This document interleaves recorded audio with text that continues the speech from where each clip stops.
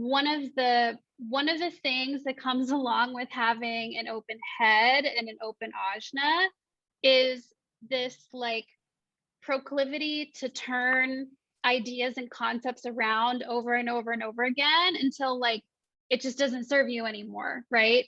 Because at some point there needs to be like, what's the domino that's going to fall that will cause you to take action? I think the future casting exercise would actually be really, really helpful for you, even if you don't have defined like operational standards or revenue goals, because what you can do is future cast all of those goals in, like, I'm going to be making X amount next year. Maybe the structure isn't quite there, but there needs to be these little like micro actions happening to help pull back that curtain and create like there's no more division between you being helpful out of the goodness of your heart because you're a good person and you being helpful out of the goodness of your heart because you're a good person who also needs to be divinely compensated. You deserve to be divinely compensated. You're worthy of that. And the work that you do is a very high service. So I think there's still something, there's like something that's there that I'm sensing is going to come out when you do that future casting roadmap. Like it might be one particular thing of like one of my favorite questions on there is it champagne worthy? Like, is my goal champagne worthy? Is my objective champagne worthy? You might end up getting to that question and think to yourself, well, do I really deserve the champagne? Right? Like when those thoughts start popping in with you, like looking at your work that you do that is highly activating for people, when those little self-doubt statements come in, that's what you really, really need to pay attention to, because that's probably where you're creating this division between I'm in flow, my soul feels like it's totally aligned and it's supported, but now I'm trying to do something to build a business and that there's like friction there.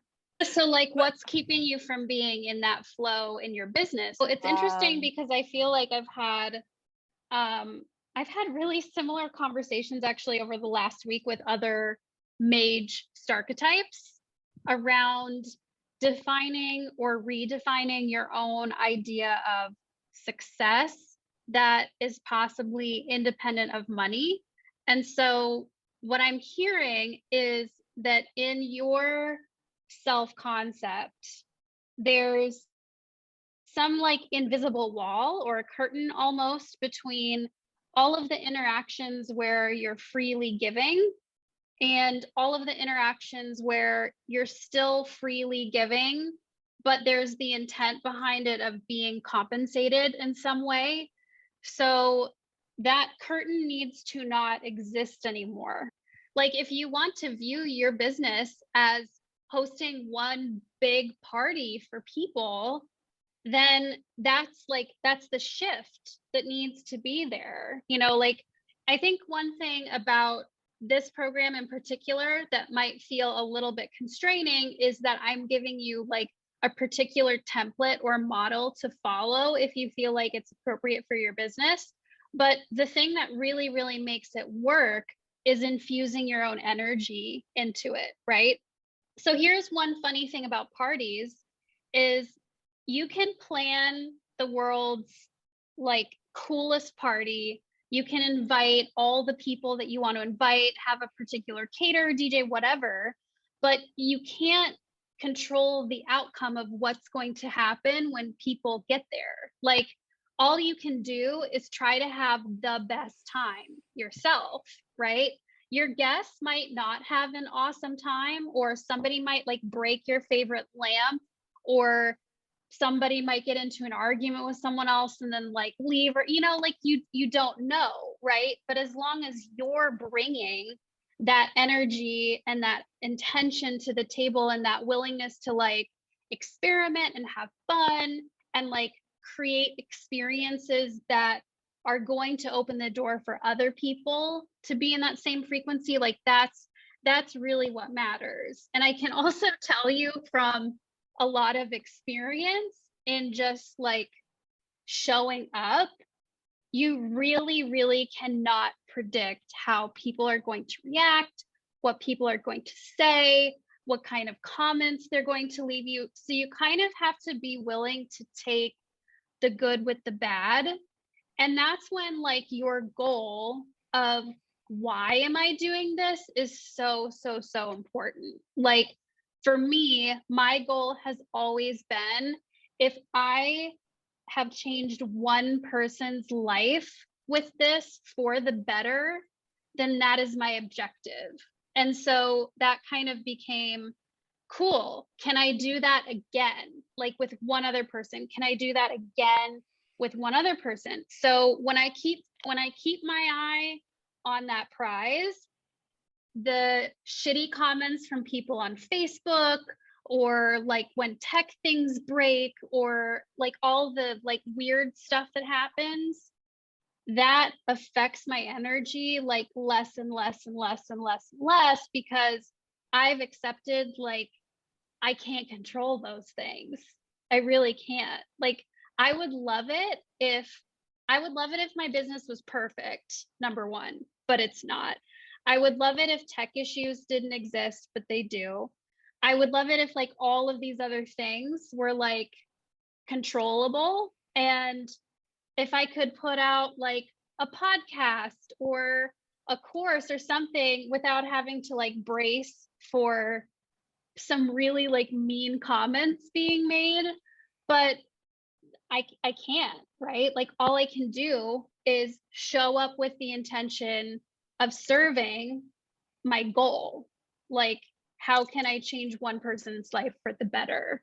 And then once I've done that, do I have the energy to do it again? And the answer is usually yes, right?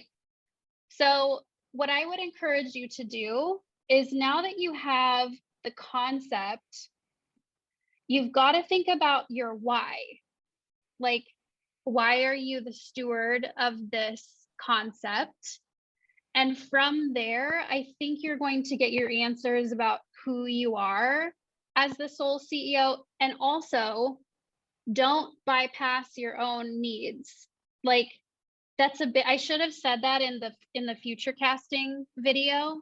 Like, that's a big like red flashing sign, is like, yes, you are the steward of this business, but you also have to take care of yourself and your own needs. Like as a CEO, like one thing, I don't mean to go off on a tangent, but one thing that I've recently started doing for myself is I've started telling people, no matter what, like no matter how important they are or like a big, big priority they are, I don't have meetings before 10 a.m.